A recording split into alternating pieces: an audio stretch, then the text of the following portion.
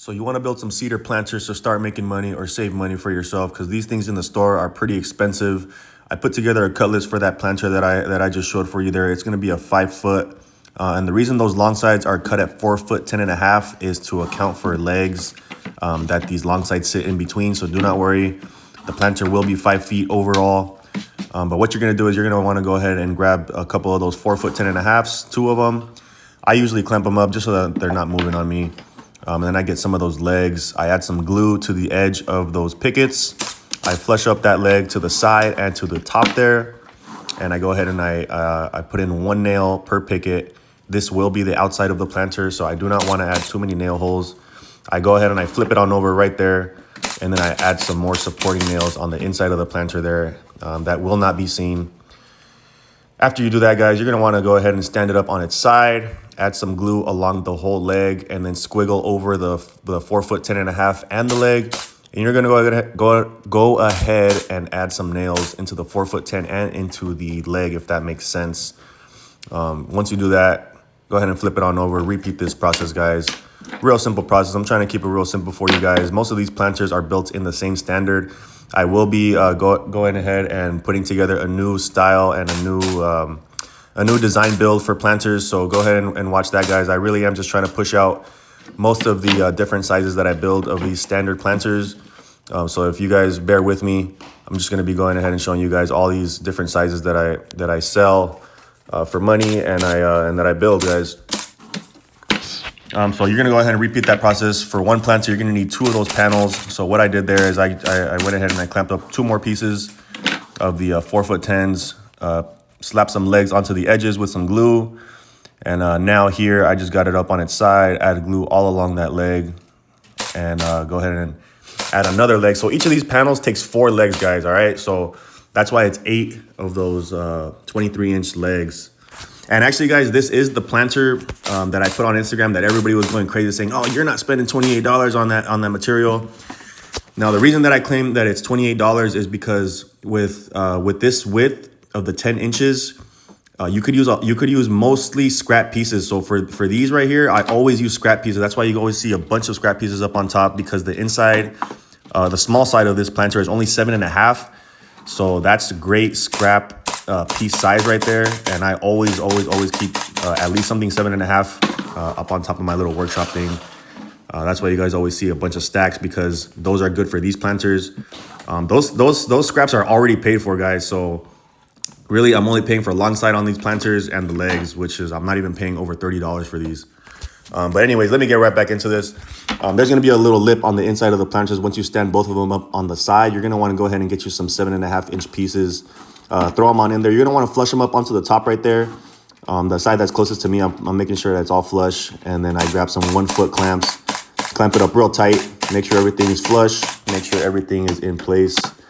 And then I go ahead and I slam in 4 nails, 3 to 4 nails per picket per side into that leg on the inside there. And then right here, guys, I go ahead and I grab 1/2-inch strips and I hold it from inside to inside long ways. And then I just mark it and cut it.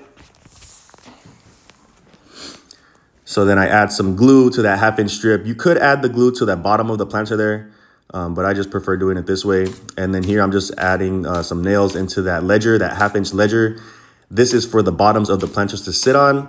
I do add a couple extra nails here every 3 to 5 inches or so, because this will be supporting the bottoms of the planters along with the glue. So this ledger becomes very, very strong, guys. I'm 200 pounds and it carries me easily over one little point of where I'm standing. And once you load up the soil into this thing, it's not even going to weigh 200 pounds in total. So very strong. If you guys are wondering if it's going to hold up, it will hold up. So do not worry about it. Next, we're going to be adding these bottoms of the planters. I always prioritize adding the bottoms before I even move on any further, just so that the box can be squared up. These bottoms really help the planter box to dry squared up. And these bottoms are going to take about 10 pieces at 7.5. You will have a little small gap in there. So you'll just have to grab another little piece and cut it down to size. Right here, I'm able to cut it on the miter saw since it's only 7.5 inches, which is kind of cool. I don't have to pull out my circular saw for this.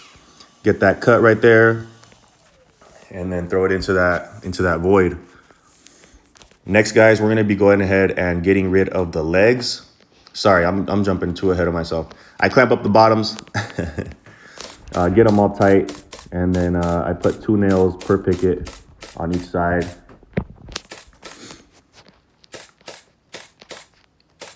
And this is fun right here. You just go pop, pop, pop, pop, pop, pop, pop, all the way down each side right there. Keeping those clamps tight. All right, and then next, guys, like I mentioned, we're gonna go ahead and get rid of the legs. So what I do here is I add some glue right there onto the remainder of the leg there. Grab 2 more 4-foot 10.5 pieces, squeeze it on up in there, get it tight up in there.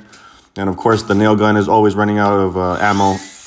And I added this little support piece right here, guys, because it is a long stretch and the wood could warp a little bit, and I'm just trying to keep it in place together. Right here, I added glue to the legs down there, and then I added that little piece before I put it in because my nail gun won't fit in there, to try to get that little supporting piece once I get those 2 pieces in there.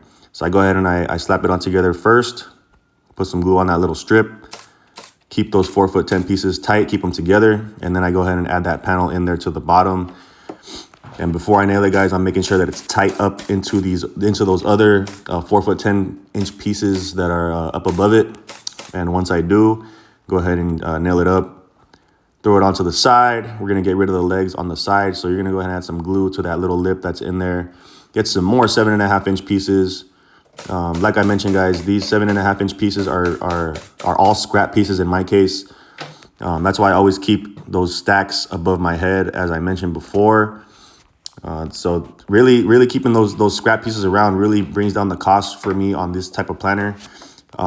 I also built a 3-foot version of this, which I already have uploaded in my YouTube. So I'll go ahead and add that in the description below. It's basically the same thing. It's just the long sides are cut down to 2-foot 10.5. That way your overall planter size is 3 feet long.